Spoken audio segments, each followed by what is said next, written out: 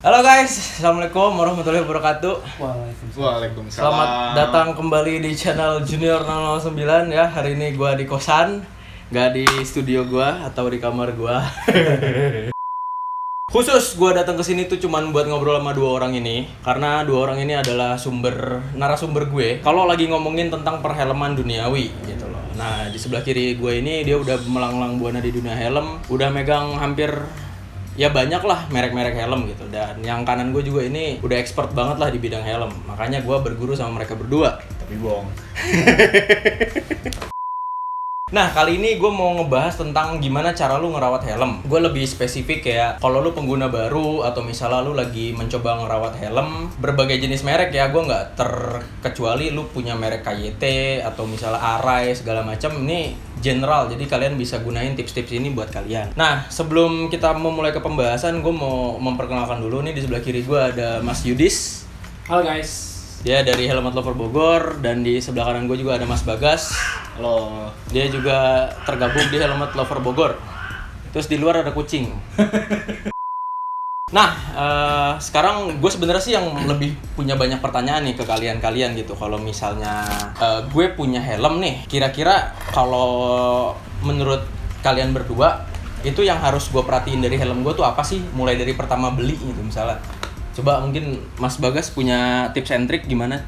Kalau dari gue sih seenggaknya yang pertama harus diperhatiin untuk pemilihan ukurannya.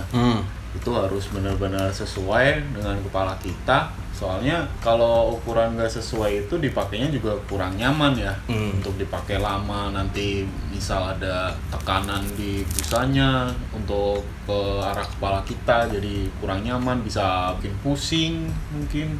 Soalnya gue juga pernah sizing helm nggak tepat, entah kekecilan atau kegedean itu nggak enak dipakai. Nggak nyaman banget lah ya? Iya, kalau kegedean dia di pipi kurang neken jadi goyang-goyang, terus kalau kekecilan terlalu neken di bagian kepala jadi sakit. Nggak akan nyaman kalau dipakai lama. Iya. Gitu. Pernah pas itu beli helm ukurannya kekecilan, baru dipakai setengah jam pun udah pusing. Nggak akan pernah nyaman kalau Iya. dipakai. Ya? Kalau kegedean pun langsung ke sini nih. Kalau kegedean ya ke bagian kepala atas pasti rasanya ketekan ke bawah. Jadi emang sizing helm tuh penting banget gitu ya? Banget. Jadi pertama kalau kalian emang belum memiliki helm nih, kalian punya rencana untuk membeli helm, itu utamakanlah cari dulu sizing helm kalian. Betul. Cara ngukurnya juga gampang kok, lingkar kepala kalian aja nih. Kalian ke tukang jahit misalnya atau kalian punya meteran di rumah, kalian ukur dulu aja.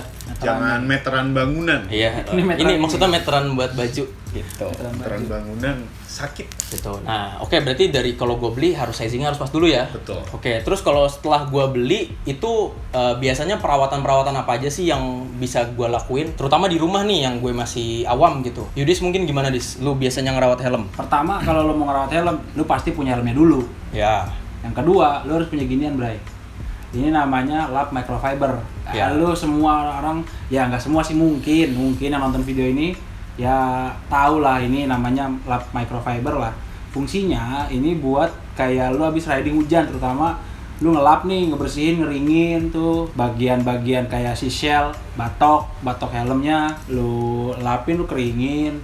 Microfiber ini pun ada beberapa jenis. Ada yang kayak gini nih, kayak handuk. Ini kalau gue pribadi sih menyarankan yang kayak gini tuh buat shell. Ada yang modelnya ntar kayak, kalau nggak salah ada beberapa merek tuh dia tulisan itu buat glass gitu-gitu, yang garis-garis microfibernya itu buat visor. Kalau gue makanya begitu, gue bedain dua, bahkan tiga. Jadi yang satu buat daily gue pakai, satu lagi buat gue moles-moles, yang satu lagi gue buat visor, yang satu lagi gue cadangan. Gue di rumah ada 4 atau 5 microfiber dan jenisnya berbeda-beda karena tergantung keperluan gue. Setelah gue pakai riding, biasanya helm itu kan dibersihin nih di rumah nih. Adalah bukan cairan pemoles tapi cuman kayak cleaner aja sih, buat gue cleaner ala-ala life hack lah. Kalau lu orang punya bekas spray, ya lu tau lah yang semprot gitu. Nah itu lu bersihin dulu, lu cuci, lu keringin, beres. Nah itu lu masukin air sama sedikit banget sunlight atau sabun pencuci piring atau sabun mandi dikit aja ya berapa tetes lah paling. Nah itu cuman buat nyemprot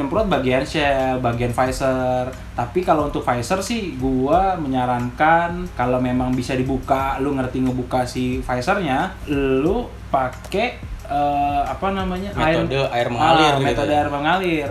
Biar supaya meminimalisir baret. supaya nggak ada scratch, meminimalisir scratch. Jadi ketika lo pakai habis riding nih, namanya visor itu kan dia kan Biasanya ya kotor lah, kena kotor, debu, kena air kalau lagi kena air. hujan. Nah pasti dia nempel, pasti nempel. Nah kalau setelah lo pakai, lo mau bersihin, nah itu kalau pakai baiknya ya begitu, dikasihin air mengalir sambil diusap pelan-pelan, pakai telapak tangan juga. Oke lah ya. Oke lah, tapi pakai perasaan. Buat lo yang nggak punya perasaan, jangan dicoba-coba. Maaf mas, sebelah mas nih perasaan udah mati gitu. Ngaca bapak. Nah, jadi lebih baik pembersihan helm tuh seperti itu ya. Ya. Nah, kalau ngebersihin helm tuh bagusnya emang abis riding langsung dibersihin atau ya udahlah gua taruh dulu kalau gua free baru gua bersihin. Kalau gua saranin langsung bersihin. Namanya habis pakai, kita nggak tahu kan yang namanya helm itu kan buat gua sih penting. Iya. Jadi ketika lo mau riding, even lo mau ke dekat-dekat tempat dekat gitu yang jaraknya dari rumah lo, dari kosan lo itu cuman 500 meter. Ya sekarang kalau kita Iya. ngomong rumah Indomaret lah ya. Iya, kalau mau ke Indomaret lo beli udut kayak gitu kan at least lo pakai helm. Nah, setelah itu kan pas lo pakai nih kacanya nih, visornya nih yang penting kalau menurut gua. Helm sebagus apapun, mau Aresui, mau apapun itu, kalau misalnya mahal, kacanya buram, percuma. Iya. Makanya Oke. mending tuh lu abis riding bersihin kacanya, udah lu masih males ngebersihin si outer shellnya atau batoknya, atau masih oke lah itu. Tapi kalau untuk visor sih gue lebih utamain, soalnya ya itu keperluan lu sendiri. Sama sih, gue juga lebih utamanya yang dibersihin si visor dulu. Apalagi kalau habis hujanan pasti si visor itu paling kotor kan. Dan bisa berbecak ya kalau Iya, misalnya kalau sampai dilamain pasti berbecak gitu kan. ninggalin bekas. Dan lebih susah untuk ngilanginnya. Iya, lumayan. Bahkan- PR sih. Iya. Bahkan ada beberapa tipe visor helm yang mohon maaf mungkin kualitasnya agak sedikit di bawah. Dia tuh gue pernah punya pengalaman gini, Bray. Abis riding nih, visor gue nggak bersihin. Lupa karena capek seharian kerja, kuliah, pulang, blok tidur. Itu helm sampai pagi nggak dibersihin. Begitu gue mau berangkat, gue semprot lah, gue bersihin set, gue merhatiin itu pas udah kering visornya, itu ada lapisan UV-nya yang retak-retak. Kan gimana ya, bete gitu. Pertama Dari segi estetiknya hilang dan fungsinya pun hilang. Gitu ya. Jadi penting banget lah buat Iya. ngebersihin si helm itu. Betul. Apalagi kalau yang jenis-jenis visor ganteng, iridium. Ini buat kalian-kalian yang demen San Mori nih, ya kan biasanya helmnya pada ganteng-ganteng tuh. Visor iridium. Visornya iridium. Kalau habis hujan seenggaknya harus langsung keringin lah. Soalnya kalau air hujan kan lumayan bawa zat-zat macam-macam ya. Macam-macam. Ada asam lah, ada apa? Kenangan. Aduh, kenangan. Seenggaknya harus langsung bersihin, seenggaknya dikeringin supaya nggak berbercak di lapisan iridiumnya. Iya. Gitu. Karena bisa merusak lapisan si iridiumnya. Makanya iridium kalau buat gue sendiri, kalau gue pribadi, visor iridium tuh kayaknya enggak deh. Kalau untuk dipakai-pakai, kecuali lu punya cuma hanya photoshoot, udah gitu, nggak masalah. Cuma kalau untuk dipakai agak gimana kalau buat gue pribadi. Karena Ribet. perawatannya butuh ekstra dan ya tahu sendiri lah orang Indonesia malesan anaknya ya. Iya. Jadi Mageran. ya terserah kalian lah, kembali ke kalian. Kalau kalian punya effort lebih untuk merawat helm, kalian boleh lah punya visor iridium, karena balik lagi perawatan iridium tuh jauh lebih berbeda dari visor-visor lainnya. Sekarang tadi kita udah ngebahas tentang si visornya, tentang perawatan luarnya. Gue sekarang pengen move ke arah dalam nih. Kan yang namanya komponen di helm tuh nggak cuma luaran doang kan. Nah, ada yang namanya busa inner daleman. Sekarang gue nanya sama Bagas deh. Gas, lu biasanya kalau ngerawat inner supaya nggak gampang kempes, tetap wangi, tetap bersih tuh gimana sih? Seenggaknya rajin dicuci. Rajin dicuci.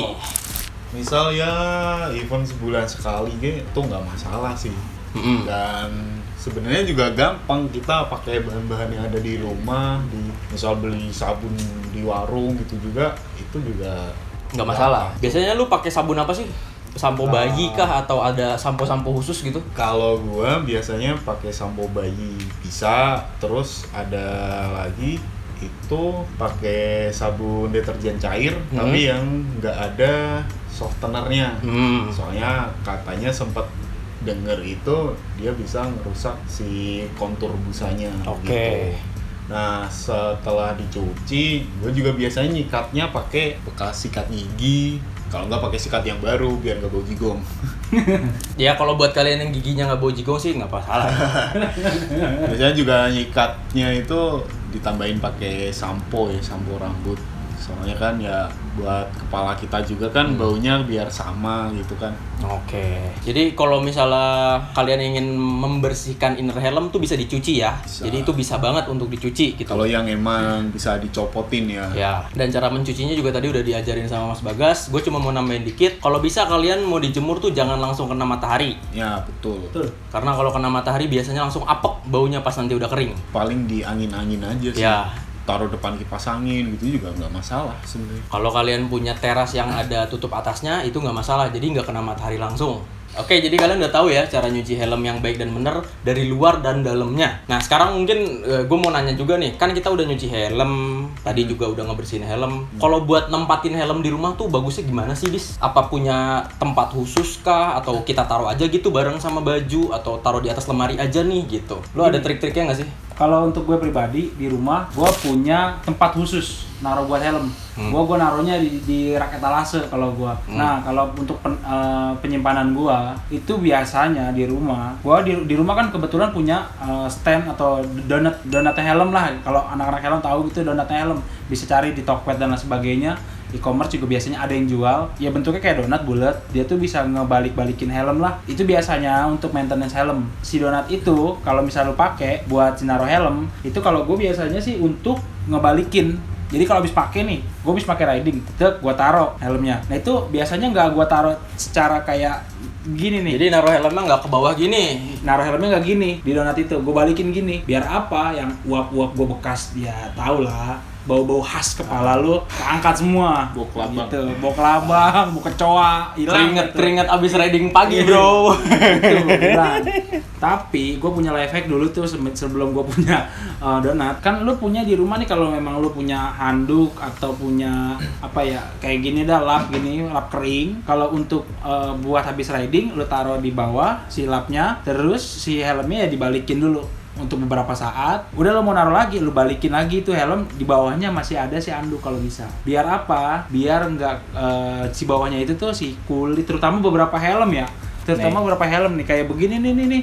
Ini biasa jadi penyakit, Bray. Ini kalau untuk tipe-tipe helm kayak Arai begitu, ini jadi penyakit, jadi minus. Harganya jadi murah.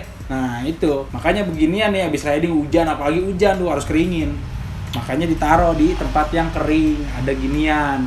Nah kalau gua nyaranin kalau lu habis beli sepatu nih misalnya, ada silikagel lah kumpulin aja, terus dijemur, habis dijemur, lu taruh itu dalam helm, habis make ini misalnya habis dikeringin gitu, lu taruh dalam helm. Kalau itu untuk helm yang ditaruhnya agak lama, helm koleksian lu lah ibaratnya. Ya kurang lebih kayak gitu dah kayak gua mah. Oke, jadi kalau buat lu yang suka pencinta helm biasanya pasti udah punya etalase sendiri nih. Satu rak khusus helm-helm aing gitu, yang helm-helm mahal ditaruh di atas, yang murah taruh bawah. Jadi pokoknya intinya kalian naruh helm itu utamain jangan sampai kulit bawahnya itu langsung kena ke surface-nya. Kalau bisa dilapisin dulu deh. Kalau punya donat ya pakai donat, kalau punya handuk pakai handuk. Kalau enggak juga kalian bisa pakai sarung helmnya. Coba kalian taruh aja sarung helmnya di situ. Apalagi kalau untuk penyimpanan yang lumayan lama. Ya, apalagi penyimpanan yang jangka waktunya tuh cukup panjang. Kalian misalnya pakai cuma seminggu sekali untuk sunmori. Ya kalian kalau bisa dialasin deh, biar si kulit bawahnya itu nggak gampang rusak. Tambahannya paling kalau emang lu nggak dipakai jangka panjang ya, lu masukin ke sarung, lu masukin ke kardus, lu jual dah daripada nggak kepake kan. Sayang Banjir.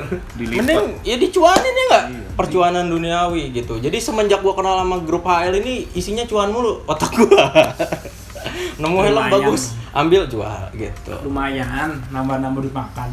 Oke, terus tadi ya berarti sebenarnya perawatan helm udah cukup sampai sini ya. Mulai dari kalian awal beli helm gimana, perawatan setelah dipakai riding gimana, sampai cara penyimpanannya gimana juga kita udah bahas di sini. Oke, mungkin segitu aja ya tips and trick yang pertama. Ini bakal gue bikin beberapa part ya, dari yang masih basic kayak yang video ini sampai nanti kita akan ngebedah helm. Mungkin beberapa helm ada punya cara-cara khususnya untuk merawat. Jadi kita bakal bikin beberapa part bersama dua orang ini lagi nanti. Insya Allah. Oke. Insya Allah. Dan jangan lupa ya, ini dua orang ini juga tergabung di grup Helmet Lover. Kalau kalian para pencinta helm, terutama di Bogor, kalian bisa follow nih IG-nya. Ini IG-nya Helmet Lover Bogor. Mungkin kadang suka kurang aktif, cuman ya salahin aja adminnya.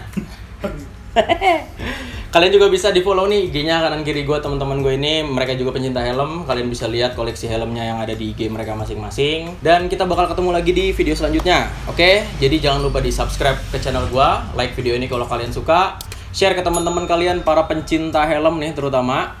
Dan kita ketemu lagi di video selanjutnya. Bye bye. Ciao. Thank you guys.